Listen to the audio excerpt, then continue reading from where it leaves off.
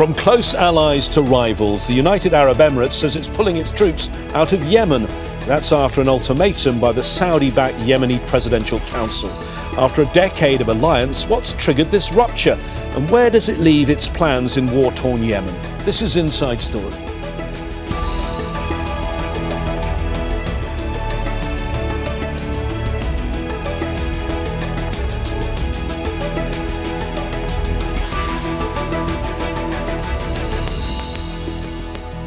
Hello again, I'm James Bays. It began more than a decade ago. Saudi Arabia and the United Arab Emirates were the pillars of a coalition created to fight the Houthis who'd taken control in Yemen.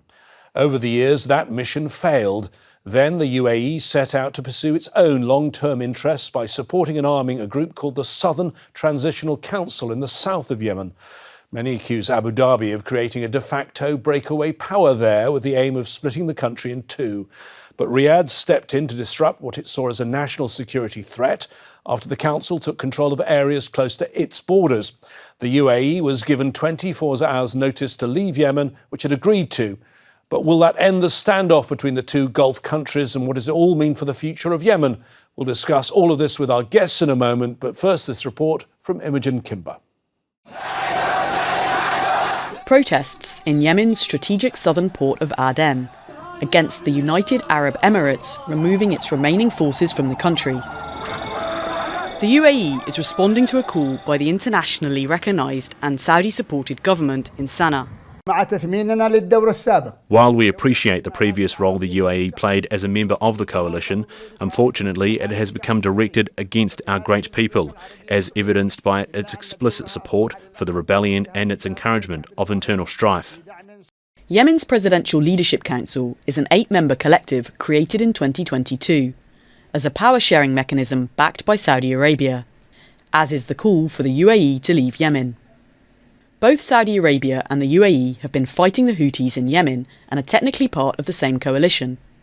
But Saudi Arabia wants a single Yemeni state, while the UAE has been backing the Southern Transitional Council, or STC, that wants to recreate a separate southern state like that which existed before Yemen's unification in 1990. This month, the STC's forces made rapid advances in southern and eastern Yemen and took parts of Hadramaut and Al-Mahra. These areas have strategic ports and oil and are close to the border with Saudi Arabia, which says this threatens its security. This prompted Saudi's strike on the port in Mukalla in Hadramaut, which it says the UAE is using to supply weapons to the STC. The UAE rejected Riyadh's allegations.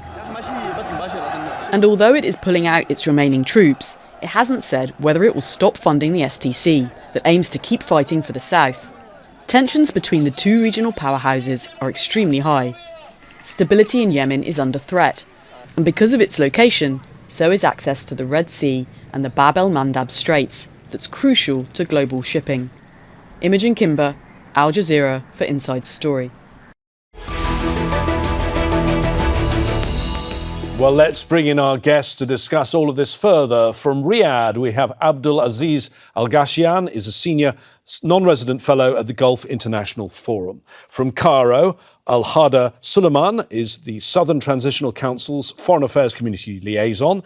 And from London, Andreas Krieg is Associate Professor at the School of Security Studies at King's College London. Thank you very much, all of you, for joining us today on Inside Story. Let's start at the beginning. This long-running conflict, normally when we're talking about it, we're talking about the Houthis, the group that took over large swathes of the country 11 years ago. But here we are talking actually about the two regional powers that are fighting the Houthis, and they now seem to be fighting each other, Andreas. No, right. I think you can go back even further in time. But I think what's quite significant here is this war, the Saudi-led war against the Houthis, started in 2015 with a very broad Gulf coalition. The Saudis were in the lead. And it very quickly became clear that what the Emiratis were doing in the south of Yemen was really not about fighting the Houthis, but consolidating power in key choke points along the coastline to secure some access to maritime trade routes. And so since very early on in 2015, it becomes clear that the Saudis are left to fight the war pretty much on their own against the Houthis, while the the Emiratis and the aligned forces the Emiratis were then engaging at the time, out of which the STC, the Southern Transitional Council, eventually emerged, were doing their own thing, which was mostly about consolidating their interest and also acting upon what was the Hirak al-Janubi, the southern movement, and kind of consolidating power around this old dream of reconstituting southern Yemen as it was known until 1990. Abdulaziz, I mean, as Andreas has said, as he's given us a useful context for this, there have been tensions between the UAE and Saudi Arabia for some time. Things have been simmering. There have been clashes between proxy forces. But is it fair to say it's all out in the open now? Well, firstly, Happy New Year's, and thank you very much for having me. So I think the situation, just to echo what everyone is saying, is that it has been simmering for some time. And I think some people may not be surprised that it reached this level now where it is very much out in the open.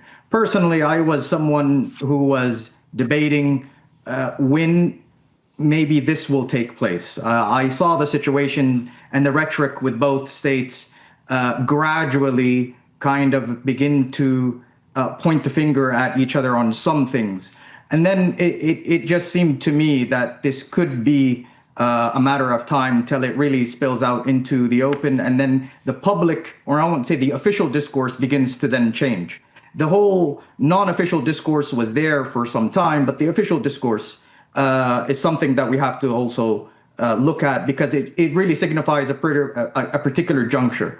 And I think for me, and for anybody else, really, it's very clear that I think that move, I think that maneuver and that operation to seize Hadramaut by the STC and basically going out of a political framework and going out of a regional agreed framework is something that I think the Saudis found to be unacceptable. I think they realized that this is now crossing the red lines of their own national security. And I also sense that there was probably that the Saudi ruling elite sense that maybe people assumed that the Saudis will just take it and maybe accept the reality on the ground. And that's why there were these reactions. The reaction was gradual, it was measured, and it was, you could see that it was very methodical, focusing on the political discussions, focusing on the political frameworks, the regional frameworks, and then using the military measured operation to send signals, not really to destroy anything, but to send signals and to say this is a red line and red lines should not be crossed. That was that's how we got here. And I don't think it's the end of the bickering. I hope it is, but I don't think so. OK, I'd like to examine some of those military developments that have happened recently in a moment. But Al-Hada, you represent the Southern Transitional Council. They are key to all of this, a key player in it. So let's just go back a bit. Your group, the Southern Transitional Council, what do you want? And are you a force in your own right or just a proxy for the United Arab Emirates? Well, first of all, thank you for having me. Thanks to you, and Happy New Year to you, your guests, and all the listeners. Well, there's a few misconceptions that we should clear up before answering or getting into your question. One major misconception that needs to be clarified is the fact that UAE and Saudi Arabia have been having tensions. That is incorrect. They have actually been working together hand in hand while dividing roles, such as the Saudis who have led the air campaign. Al-Hada, hang on a minute. I mean, I look at some of the statements in recent hours and days. The statement from Saudi Arabia said the steps taken by the UAE are considered highly dangerous. They're not getting on very well, are they? Well. I mean, we're going back right now into the beginning of the Arab coalition, and since the beginning, even if you're following the Yemen file, since the beginning of the Arab coalition, you'll know that there has been a division of roles where the UAE has been more on ground, more building capacity, working with the local forces, while the Saudi Arabia has been more with state and with diplomatic approach, the air campaign, and as well as the reviving of the legitimate or the internationally recognized government. Now they've attempted. Can I come back to my question now, though, just so that our viewers understand who you represent? The Southern Transitional Council. Explain to us what you actually want, and are you just a proxy for the Emirates?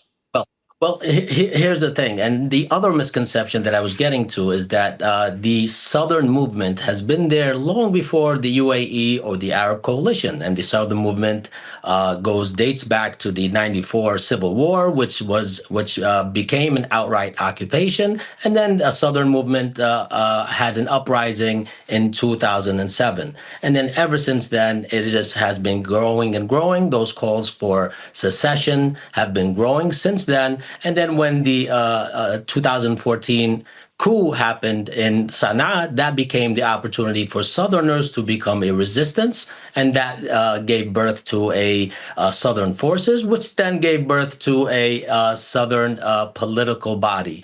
And okay, so, to be clear for us, we've got a lot to get through. To be clear, do you want independence?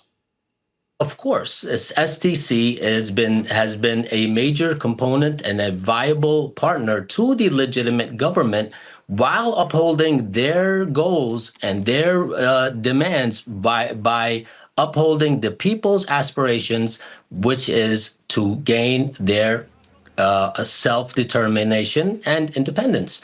And since the SDC has been bringing out these massive million-person rallies, these actually stand as a mandate or that of a actual referendum. There's no other let me bring in Andreas on this point, because I think perhaps you can add the historical context here, Andreas, of the South, because Yemen was a divided country for much of its history. In fact, a fully united Yemen only existed from 1990 to 2014, so just 24 years if you don't count all the conflict period we've had since then. I mean, it is genuinely popular in the South, is it not, this idea? And yet most of the international community want Yemen as one country. Well, it's a bit more complex than that. I completely agree with the STC spokesperson here. It is an organic movement. I think the Southern cause has a very big mandate, but it hasn't been referended properly. It's also questionable whether the SDC because yes, it was always there, the Southern movement, but the SDC was basically put into existence by a midwife called the UAE. So it is a UAE proxy in that sense, but it is representing organic cause. Now, the organic cause, whether the SDC has the only monopoly over that cause is questionable. We don't have a referendum yet. The problem here is, though, we need to understand what's good for regional stability and for Yemeni stability. And I think in this context, the SDC's quite selfish proclaim of saying to be a separatist element or asking for secession doesn't take into account what would happen to the rest of the country, doesn't take into account what would happen to northern Yemen, to the Houthi occupied territory, as well as those territories still held by PLC entities. So what you end up with, if the SDC was really going for separation, is 2.5 Yemens, where you have a north occupied by the Houthis, a south but from the SDC, and a sort of middle sort of buffer zone that the Saudis hold. And the problem with that is not viable. It's not viable for the SDC to hold that territory because it will create instability all over the rest of Yemen, and it will create instability in Arabia and in the Arabian Peninsula, which none of the Gulf states really can acknowledge, and the international community has no interest. And so the problem here is if the SDC is going it alone, leaving the Saudis and the GCC outside of Abu Dhabi alone to fight the Houthis, this is a massive present to the Houthis. You're actually allowing the Houthis to consolidate, making Saudi look weak, as well as looking the GCC look weak. And in the end, you end up with an entity in the south that I don't think is going to be viable without integrating into a broader Yemen. What I think is a good way forward would be a national dialogue, including all groups, including the Houthis, bringing the Omanis in as a consolidating force as well, to bring everyone around the table and allow people to find out what a united Yemen could look like. It could be a confederation, it could be different areas of autonomy where the South has autonomy. But I don't think a separation with 2 sovereign or 3 sovereign entities is going to be the future for Yemen. Al-Hada, why did your STC launch its operation earlier this month, taking new territory, Hadramat and Mara, 2 governorates that they've taken recently? I think it's interesting to note that this is reasonably sparsely populated territory, but contains about 80% of Yemen's oil wealth. Well, they have adhered to the calls of the southern people in these governorates, who have been calling for some intervention from the SDC since the military, or the first military region over there, was actually facilitating and allowing for smuggling, and as well as illicit and illegal oil wells, which were which were actually supporting a war economy and keeping the status quo. So in addition to that, there was a repression whenever the Hadramis or the people of Hadramaut come out to protest or rally. They're faced with live ammunition, such as in 2019 and 2018. These calls have been there for a long time, trying to remove these forces who the Hadrami people viewed as occupation forces, not as local forces made from the or consisting of people from Hadramaut or Al Mahra.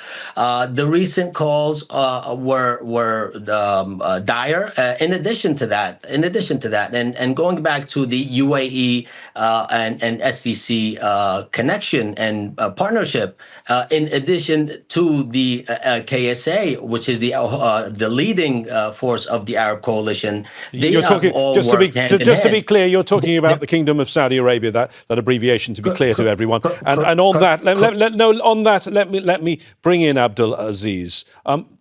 What you've just heard, all of that is seen very differently in Riyadh. Yes. Yes, it is. And firstly, just to say something very quickly, I think in this coalition to fight the Houthi rebels, Saudi forces, Saudi personnel died, and UAE personnel died as well. And so I would have to say that, this is something that we Saudis will never forget. And the reason why I want to say this is because I think it's very important for me as a Saudi also to try to take some of the venom away from some of the toxic discussions that will be taking place, and that we have to focus on the GCC unity, when we have to focus on Yemeni unity. And this now goes into also directly your question, James. I think when one looks at Saudi and the Saudi statements and how Saudis are viewing this, they have said time and again that the southern cause in southern Yemen is a just cause. It's a legitimate cause. But the situation is that it has to be manifested and brought about in a civil manner and in a political dialogue. The reason why there needs to be a political dialogue is because I think not only Yemen, but also Saudi Arabia's national security interests cannot withstand the rupturing of that political dialogue. That political dialogue and that political framework, and to contain some of these very sensitive discussions, is a matter of national security. And what we've seen from the STC and the STC movement towards these Al-Mahra and Hadramaut was something that ruptured that framework. And as a result, I would have to say that even the gentleman, the spokesperson, will have some issues also, and have some just issues about Hadramaut. And it's legitimate, and he has to be listened to. But also, there are other people from Hadramaut that do not agree with the SDC, and that they have a different kind of alternative view on the situation and alternative calls. And they do want a particular political situation within unity, but within a unified Yemen. But it has to be discussed. That is the crux of the matter. Now, as soon as that was ruptured, this is where it became a matter of Saudi national security, and it became a matter of regional security. And then it really starts to strike into and connect with other themes that are going around the region. And this is where it becomes a big picture where we have to take a step back and say, what on earth is going on here? And okay, let me pick that up with Andreas, if I can. Andreas, the regional picture.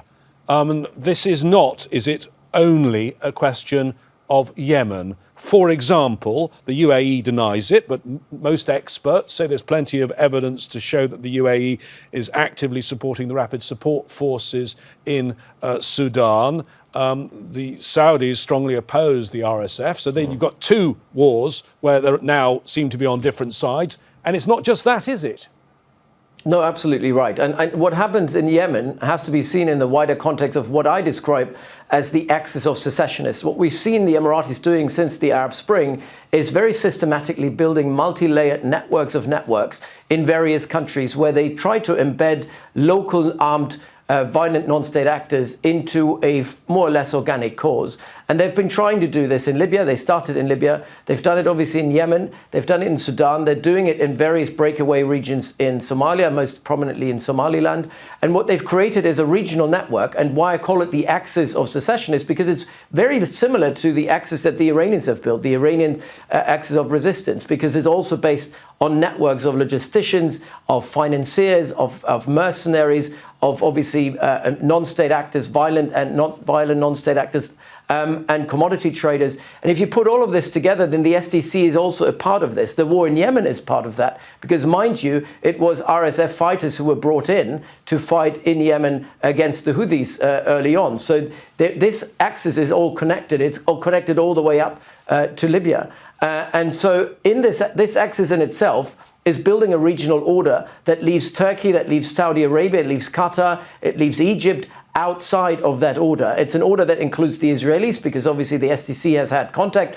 with Israel, has contacts with Russia, and all these relationships were introduced by the Emiratis. And the Emiratis are building an axis that is trying to exclude Saudi Arabia. And Saudi Arabia is on opposite sides in Sudan when it comes to the UAE, on the opposite side of the UAE in Sudan, obviously in Yemen, in Somalia and Somaliland, a very strong position that the Saudis have taken, that they want a unified Somalia with territorial integrity. But it's even on opposite sides on a lot of issues in Gaza and in Palestine. So that friction that we're seeing now in Yemen is something that is non-negotiable. Sudan might be negotiable for the Saudis because it is far away. But what happens in its backyard in Yemen is a matter of national security, and that's something where the Saudis said enough is enough. And now we'll have to see let me bring in harder on that. You say that there is genuine support there in the south for independence, but is your movement being used as part of an expansionist foreign policy by United Arab Emirates?